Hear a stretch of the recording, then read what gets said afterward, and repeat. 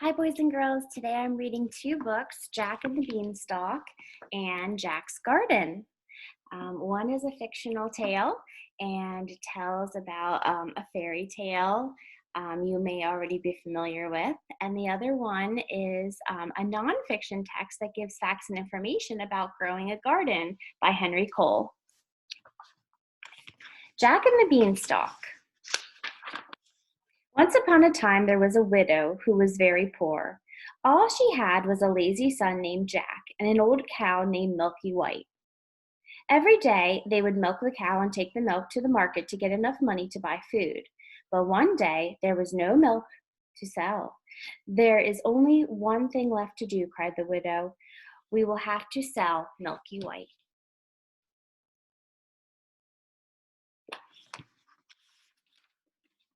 So Jack led the cow down the road toward the market. On the way, he met a strange little man who said, "Good morning, Jack. And where are you going with your cow?" "I'm going to sell her at the market," replied Jack. "Just so," said the strange little man. "But do you know how many beans make 5?" Now Jack was as sharp as a needle, so he quickly replied, "2 in each hand, 1 in my mouth." "Just so," said the man. Then he took 5 strange beans from his pocket and said, "And here they are. Now, because you're so sharp, I'll trade you these beans for your cow. Mind you, they're magic beans. If you plant them, they'll grow right up into the sky."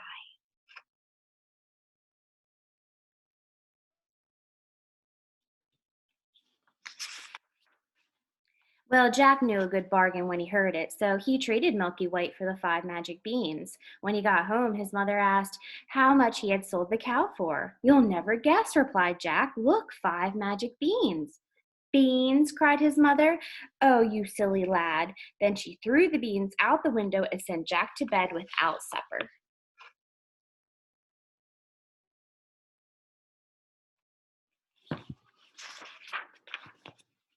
When he when he awoke in the morning, Jack saw something outside his window. It was a huge green beanstalk growing right up into the sky. So the man had told the truth after all. Jack began to climb the beanstalk at once.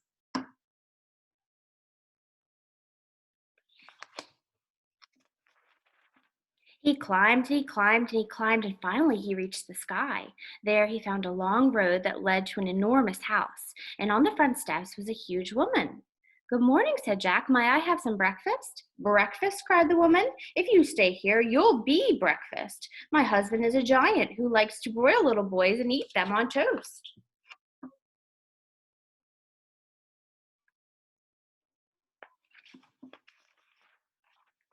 But Jack was so hungry that the giant's wife took him into the kitchen and gave him something to eat.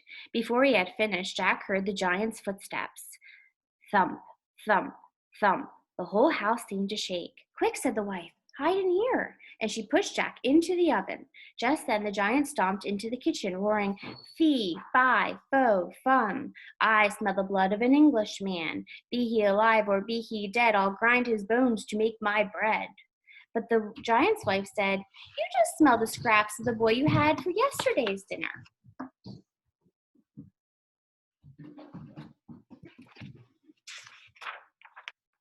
When the giant had finished his breakfast, he took some bags of gold from the big chest. He set them on the table and began counting. Before long, his head began to nod, and soon the whole house shook with the sound of his snoring.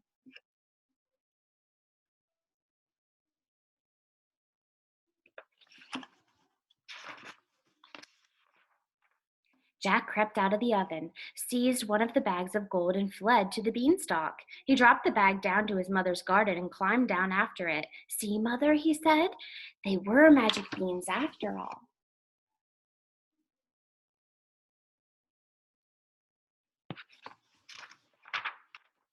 And so, for a time, they were able to live comfortably. They bought whatever they needed with the giant's gold, but at last the bag was empty. And Jack decided to go up the beanstalk again. So one morning he climbed and he climbed and he climbed to the top of the beanstalk. Then he went down the road to the big house where the giant's wife stood at the door. Jack went right up to her and said, "Good morning. May I have a bite to eat?"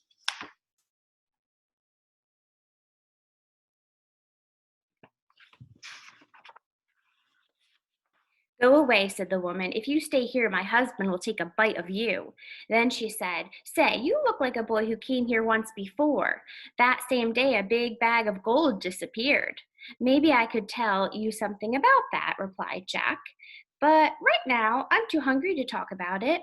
Now, the giant's wife was curious, and she wanted to hear what Jack had to say, so she took him into the kitchen and gave him some food. Then everything happened just as it had before. The giant came home with a thump, thump, thump, and a fee, fi, fo, fum, and Jack hid inside the oven.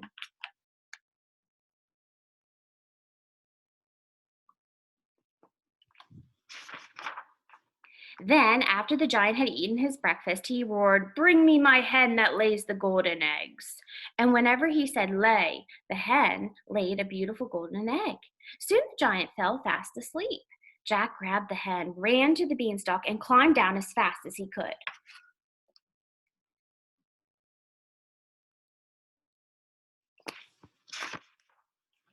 When he got home, he showed the hen to his mother. And whenever we say lay, the hen laid a golden egg. So now Jack and his mother always had plenty of money. But one day Jack grew restless, so he climbed the beanstalk again. This time he hid near the giant's house until the giant's wife came out to fetch some water. Then he slipped into the kitchen and hid in a big copper pot. When the giant came in, he roared, Fee, fi, fo, fum, I smell the blood of an Englishman. It must be the boy who stole your gold and your hen, cried the giant's wife. If it is he'll be hiding in the oven. They pulled open the oven door, but of course Jack wasn't there.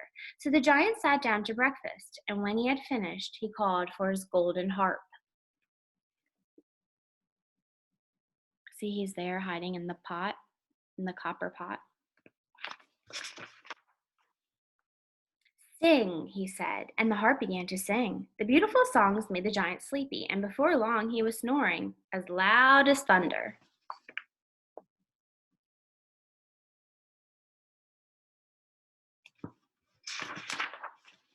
Jack crept out of the copper pot and snatched the golden harp. But the harp cried out, Master, master! And the giant awoke in a rage. Straight to the beanstalk ran Jack, with the giant close behind. Jack jumped onto the beanstalk and started climbing down. At first, the giant was afraid to get on the wobbly beanstalk, but when he heard the harp cry out again, he started down after Jack. The beanstalk began to swing back and forth under the giant's weight.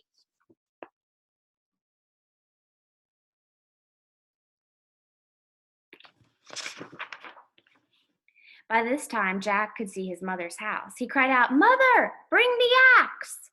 And his mother came running with the axe. Jack jumped to the ground, seized the axe, and swung at the beanstalk. Then he swung it again, and this time the giant came crashing down, and the beanstalk came toppling after.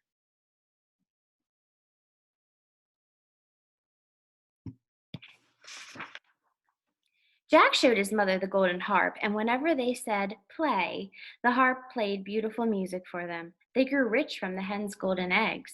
Jack even married a princess, and they all lived happily ever after.